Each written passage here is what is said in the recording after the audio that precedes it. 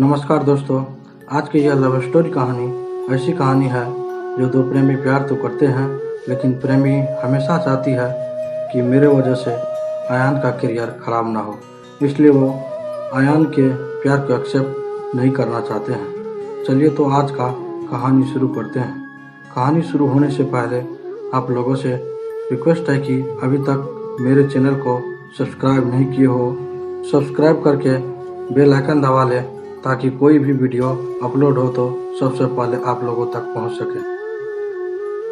अनामिका मध्य प्रदेश से दिल्ली कॉलेज के लिए आई थी और आयान राजस्थान से उसी कॉलेज में पढ़ने आया था।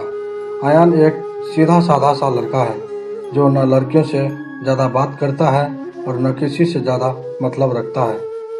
आयान की यह बात अनामिका को बहुत अच्छी लगती है और वह किसी न किसी बहाने से आयान से बात करने की कोशिश करती है।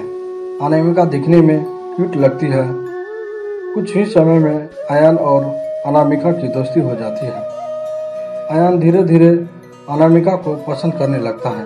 दोनों दिन भर कॉलेज में बातें करते, अपने हर लाइक डिसलाइक को शेयर करते हैं और कुछ समय में बहुत अच्छे दोस्त बन जाते हैं। आयान की लाइफ में पहले कभी कोई लड़की नहीं आई थी, जबकि अनामिका के पहले दोस्त थे और वो सबसे बात करती है। आयान को यह पसंद नहीं था। एक दिन बातों ही बातों में आयान अनामिका को अपने दिल की बात बता देता है। अनामिका उससे एक दिन का वक्त मांगती है और कहती है, मैं कल तुम्हें इसका जवाब दूंगी।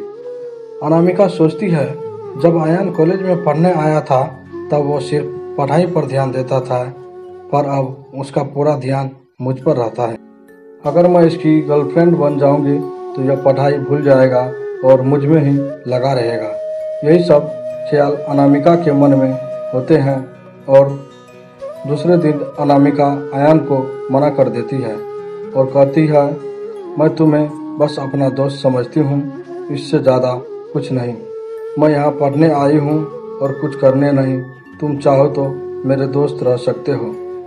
आयान दोस्ती के लिए मना कर देता है और अनामिका को बहुत समझाता है, लेकिन अनामिका कुछ नहीं सुनती। आयान को यह बात बहुत बुरी लगती है और वो अनामिका से बात करना बंद कर देता है। कुछ दिन कॉलेज भी नहीं आता है। जब अनामिका को भूलकर पूरा ध्यान पढ़ाई में लगाता है और न किसी से ज़्यादा बात करता है और न मतलब रखता है। देखते देखते कॉलेज बीत जाता है और सब अलग अलग हो जाते हैं। आयान कॉलेज में टॉप कर जाता है और सबसे पहले नौकरी पा लेता है।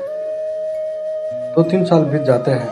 न आयान को अनामिका का पता रहता है और न अनामिका को आयान का कुछ पता रहता है। आयान अपनी कंपनी छोड़कर एक नई कंपनी में ज्वाइन करता है, जिसमें उसकी पोस्ट पहले से बहुत अच्छी और पगार दोगुनी रहती है। जब आयान पहले दिन ऑफिस जाता है तो उसे पता चलता है अनामिका इस ऑफिस में उसकी जूनियर है।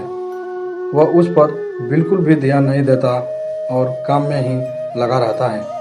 कुछ दिनों ऐसा ही चलता है, पर दोनों एक दूसरे को पहले से जानते थे और एक दिन दोनों को एक प्रोजेक्ट के लिए साथ में बाहर जाना पड़ता है। प्रोजेक्ट के बाद न चाहते हुए भी आयान और अनामिका की बात होने लगती है। अनामिका आयान को समझाती है, आखिर उसने उसको मना क्यों किया था। आयान को अनामिका की बात समझ आ जाती है और दोनों में गहरी दोस्ती फिर से हो जाती है। पूरे ऑफिस में दोनों की दोस्ती के चर्चे होने लगते हैं। आयान सीधा साधा लड़का रहता है, उसको ज़्यादा कुछ समझ में नहीं आता है। आयान कुछ समय बाद अनामिका को डिनर पर ले जाकर फिर से प्यार का इजहार करता है। अनामिका इस बार आयान से मना नहीं करना चाहती, पर उसके पास कोई चारा नहीं है, क्योंकि कुछ ही दिनों में उसकी शादी होने वाली रहती है। अनामिका आयान को अपनी शादी की बात बताती है। इस बार आयान का दिल पूरी तरह टूट जाता है। वो बिना कुछ कहे वहाँ से चला जाता है। अनामिका रात में सोचती है कि आयान से अच्छा लड़का मुझे कभी नहीं मिलेगा। वो फैसला करती है कि कल आयान को हाँ कर दूंगी और मम्मी पापा को आयन से शादी के लिए मना लूँगी। जब दूसरे दिन अनामिका ऑफिस जाती है तो उसको पता चलता है कि आयन ऑफिस छोड़कर चला गया और दोबारा कभी कंपनी में नहीं आएगा।